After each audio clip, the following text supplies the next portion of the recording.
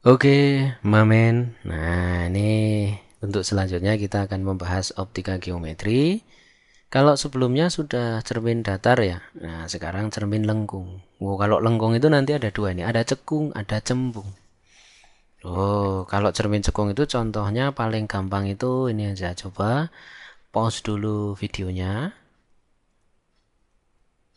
Nah, terus kemudian nanti ambil sendok. Oh, kebalik ya. Oke. Nah, ambil sendok.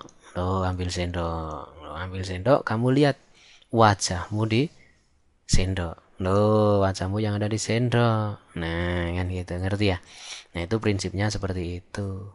Oh, tapi jangan yang belakang, yang depan. Nah, sendok yang bagian depan. Itulah contohnya cermin cekung. Nah, Mas, kalau cermin cekung gimana? Jadi gini, kalau gambarnya cermin cekung tuh gini, srit. Nah, ini gambarnya ini. Jadi ini bagian belakang cerminnya. Nah, apa yang ada rambutnya itu bagian belakang. Nah, kalau yang ini adalah bagian depannya. Tuh, bagian depannya. Misal, nanti gini misal, kalau ini titik fokus, berarti ini jari-jari kelengkungan. Nah, ini pas sumbu pusatnya atau O-nya. Nah, ini O. O tapi bulat penuh. O, fokus jari-jari kelengkungan. Saya jari-jari kelengkungan nulisnya RD. Jari-jari. Jari-jari. Tuh R. Karena ada sekolah nulis biasanya jari-jari kelengkungan pakainya M. Nah, kenapa kok nggak M, Mas? Karena M itu nanti untuk perbesaran. Besar. Nah, besar. No, kan itu M. Nah, kan gitu ya. Nah, itu besar. Nah, nanti caranya gini caranya. Misal, nih misal. Nah, lo punya benda nih. Benda lo di sini. Ngeri, benda lo di sini. Nah, nanti yang pertama jalannya sinar. Nah, kita belajar mengenai jalannya sinar istimewa. Sinar istimewa, nah ini nanti ada tiga. Nanti ada tiga. Yang pertama, sinarnya sejajar sumbu utama. Tuh, anggap aja ini sejajar sumbu utama ya. Anggap aja sejajar sumbu utama dipantulkan melalui titik fokus. Nah, gitu. Ngerti ya? Sejajar sumbu utama dipantulkan melalui titik fokus. Oh, itu yang pertama. Nah, kalau yang kedua kebalikannya, kita pakai hijau.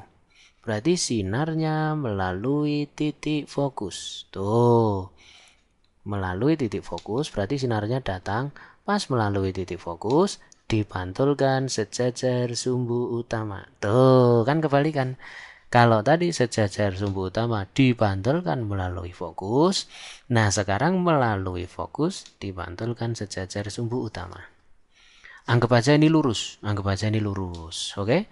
Nah, bayangkan bahwasanya ini garis lurus, nah kan gitu, ini hipnotis deh. Nah, yang ketiga itu sinarnya gini melalui jari-jari, tuh dipantulkan lagi melalui jari-jari. Tadi gini, ces, mantul lagi balik, tieng. Nah, kan gitu. Nah, perpotongan ketiganya inilah yang dinamakan dengan, oh, ini titik bayanganmu. Ini contohnya gini.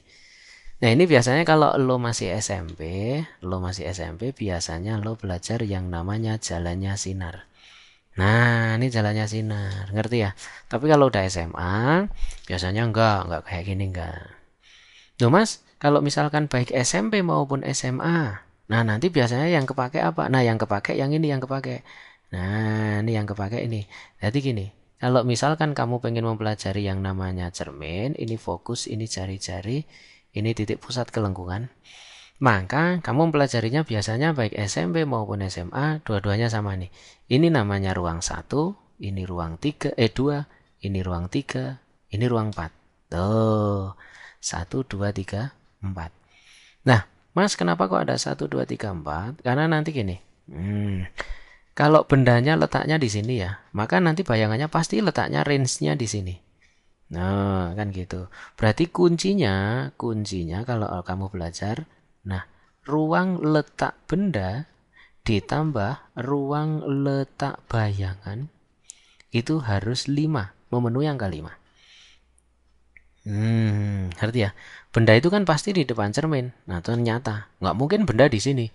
Kalau ada benda di sini itu hantu, horor. Oh, tiba-tiba kamu lihat ada benda di sini. Wah, itu hantu. Pasti lari. Kamu akan lari dari cermin. Nah, kan gitu. Oke? Nah, itu prinsipnya gitu. Nah, kalau kita belajar, yuk sekarang gini. Untuk yang pertama gini. Kalau misalkan bendanya di ruang satu, loh, maka nanti bayangannya karena jumlahnya harus 5, berarti bayangannya pasti bayangan di ruang berapa? 4. Benda satu bayangannya di 4. 1 tambah 4 5. Tuh. Lah Mas, berarti kalau sifatnya gimana? Nah, sifatnya karena dia di belakang cermin, maka sifatnya maya. Kalau maya pasti tegak. Loh, kebetulan dia diperbesar. Cara ngafalinya gimana Mas? Oh, gampang. Kalau maya itu tegak. Oh, karena maya bisa bikin tegak. Nah, seorang Maya Ahmad. Nah, Maya Ahmad. Nah, bisa bikin tegak. Seorang Ahmad Dhani. Tuh, kan makanya Ahmad Dhani itu orang yang tegak pendiriannya, keras. Kan itu. Pikirannya jangan macam-macam. Nah, kan gitu. Itu ya. Mas, kenapa kok diperbesar? Udah tegak gede lagi. Awas jangan macam-macam. Karena bendanya di ruang 1, bayangan di ruang 4. 1 ke 4 kan semakin gede. 1 ke 4 semakin gede. Berarti diperbesar. Nah, sekarang warnanya yang beda. 2. Kalau misalkan bendanya di ruang 2, berarti nanti bayangannya pasti di ruang berapa?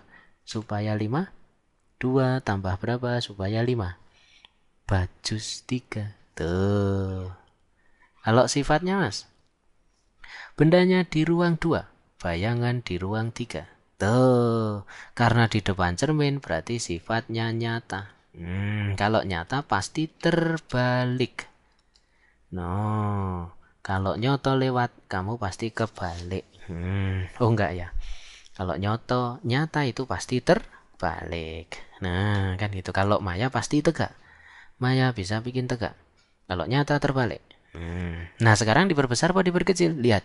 Dari 2 ke 3 semakin besar. Nah, berarti dia diperbesar. Tuh, kan gitu. Yang ketiga. Sekarang kalau bendanya di ruang 3. Nah, 3 tambah berapa supaya 5? Bajus. Berarti bayangannya di ruang 2. 3 tambah 2, 5. Wah, sifatnya. Karena 3, bayangannya di ruang 2. Oh, berarti masih di depan cermin. Berarti sifatnya nyata. Kalau nyata pasti terbalik. Nah, sekarang diperbesar atau diperkecil? Coba, dari 3 ke 2 semakin kecil toh? Berarti dia itu diperkecil. Contohnya kan ini, bendanya segini, bayangannya segini. Nah, sekarang nomor 4. Kalau misalkan nanti bendanya pas di titik fokus, bendanya pas di sini. Waduh Mas, berarti kalau bendanya di sini ini angka berapa ya ini ya Mas Bro? 1 sama 2. Nah, berarti anggap aja ini 1,5. Ini cara bodoh. Loh, anggap aja 1,5. Supaya 5 berarti tambah 3,5. Ruang 3 aja tak hingga. Wah, kalau 3,5, wah nggak ada. Saking jauhnya. Nah, berarti kalau bendanya di titik fokus, maka dia itu tidak terbentuk bayangan. Kan gitu. Wah nggak cukup karena satu lagi. Lo 5-nya di sini. 1, 2, 3, 4, 5. No, nggak apa-apa. Variasi. Kita harus sekali-sekali variasi deh. Tulisan itu acak-acakan nggak apa-apa.